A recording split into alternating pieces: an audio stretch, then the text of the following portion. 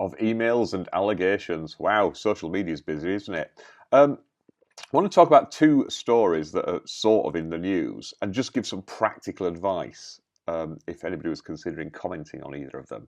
So I'm talking about the Osborne email and the BBC presenter thing. First of all, the Osborne email. What is that? Well, George Osborne, politician who got married today and got some orange confetti put over him by Just Stop Oil. But before the wedding, somebody purportedly sent an email to all the guests, or as many guests as they could get the emails for, and lots of journalists. And they contain some very serious allegations about Mr. Osborne and indeed his, as of then, future wife-to-be. And lots of people were commenting about this on social media, and somebody linked to the email so you could read it. Now, at that stage, though, the email, it hadn't been made public. George Osborne hadn't commented on it. So what would happen if people were linking to the email or referring to it or quoting the allegations? Well, yeah, that would be defamatory at that stage. And unless you had the knowledge to prove the things in this email, which presumably you wouldn't if you'd only just found out about it, yeah, even just sort of saying, I don't, I'm not commenting on this myself, but here's the allegations. Right. Quoting rumours and repeating rumours has always been held to be defamatory. You can't sort of say, well, I'm not saying this is true, I've just heard this about so-and-so, because, you're spreading, the defamatory statement and it's getting wider publicity. So that's always been the rationale there. It probably also wouldn't be in the public interest. You sometimes got a public interest defence, but there's a two-stage test to public interest. It catches people out that because sometimes they conflate them. The matter has to be in the public interest to discuss, but also it has to be in the public interest to have made the disclosure at that time. Now, this caught out, remember in the Vardy and Rooney thing, I've got something coming up about the costs in that, because although Rooney succeeded in proving the truth of the allegations, she'd also run public interest as a defence.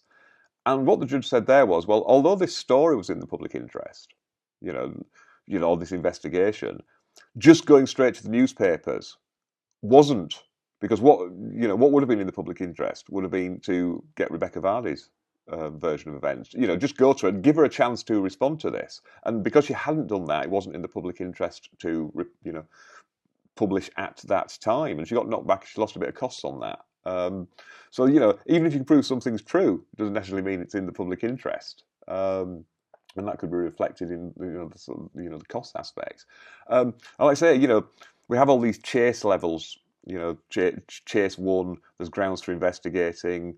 Chase 2, there's reasons to suspect that yes, they probably are guilty. Ground 3, yes, they are guilty. And how do you comment on this without actually getting into one of those? However, that might have changed now because Mr. Osborne has reported this to the police, and he said, this is a campaign of harassment. So now it's in the public domain, and by doing that, arguably George Osborne has consented to people commenting on this, because you can consent to be defamed. Say, for instance, you went up to and said, "Okay, tell me to my face what you really think of me." Then, if somebody said something defamatory, they'd have the defence of, well, you asked me, and you asked me in public. So this gives you a little bit of protection in that you could sort of say, well, this is now in there. You say, oh, this is what he's made the complaint about. It's this email, and just merely repeating it, because that's part of the story now. You'd have to be careful and say something like, not to enhance the email by sort of saying you agree with it, or oh yeah, that wouldn't surprise me, or anything like that, because you are back into these chase level things. But merely saying something like, oh gosh, well, I guess we'll just have to wait and see how this turns out. Even there, you're not explicitly saying you don't believe the email, but you're open to it being either way, and that's probably a reasonable thing, because you don't have to take sides. And you don't have to sort of go, well, just to cover myself, I will agree with the claimant saying, this is all false. You can, you are allowed to say, I'll just wait and see. So that's possibly okay to comment on, although I'm still not advising it. But the BBC one, well, again, people are sort of throwing names out there. I wonder if it is.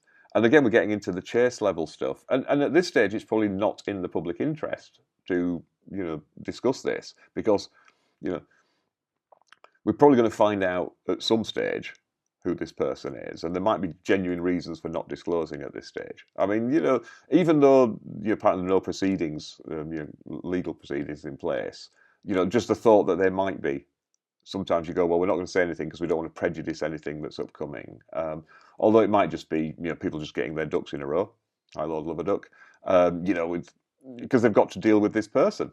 And they have employment rights. So, you know, if you're wanting to discipline somebody, and apparently they've said you're suspended from television, then you have to sort of give them a chance to come in and, you know, explain their situation and, you know, let them have somebody with them, a lawyer or a friend or a trade union rep. You know, there are all these hoops to jump through. Sometimes people do the I can't discuss this for legal reasons just as a cop-out because there aren't any genuine legal reasons. But sometimes there are. So at the moment, this is all, you know, there's no reasonable grounds to name any names. You can sort of discuss it's outrageous the BBC haven't named names because of all these innocent people getting smeared with the suspicion. But at the moment, even sort of saying I've heard it might be, or I've heard people talking about, you know, and be careful because if people sue over social media stuff all the time.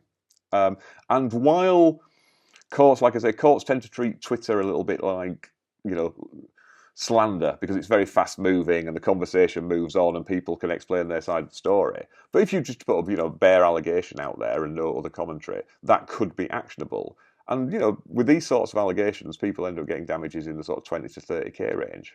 You know, even with, and this is stuff where it is just sort of random people sort of just tweeting, you know, unproven things. I mean, a lot of these about like local councillors and things, or just, you know, the sort of thing Twitter blow-ups you get. I mean, you know, like, you know, Jack Monroe and all those sorts of things. So, you know, you do have to be careful out there. So, yeah, sound like the Gaff Hill Street Blues. But anyway, that's just some practical advice because, you know, if you are out there, just be very, very careful.